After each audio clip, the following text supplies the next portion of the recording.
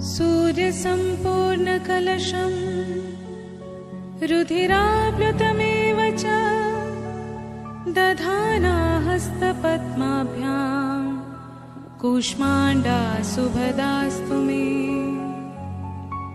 सूर्यसम्पूर्णकलशं रुधिराप्लुतमेव च दधाना हस्तपद्माभ्यां कूष्माण्डा सुभदास्तु मे। सूर्यसम्पूर्णकलशं रुधिराप्लुतमेव च दधाना हस्तपद्माभ्यां कूष्माण्डा सुभदास्तु मे।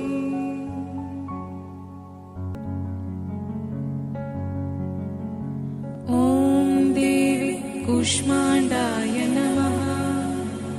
ॐ देवी कूष्माण्डाय नमः। ॐ देवी कूष्माण्डाय नमः। ॐ देवी कूष्माण्डाय नमः। ॐ देवी कूष्माण्डाय नमः। ॐ देवी कूष्माण्डाय नमः। ॐ देवी कूष्माण्डाय नमः। ॐ देवी कूष्माण्डाय नमः। ॐ देवी कूष्माण्डाय नमः। ॐ देवी कूष्माण्डाय नमः। ॐ देवी कूष्माण्डाय नमः।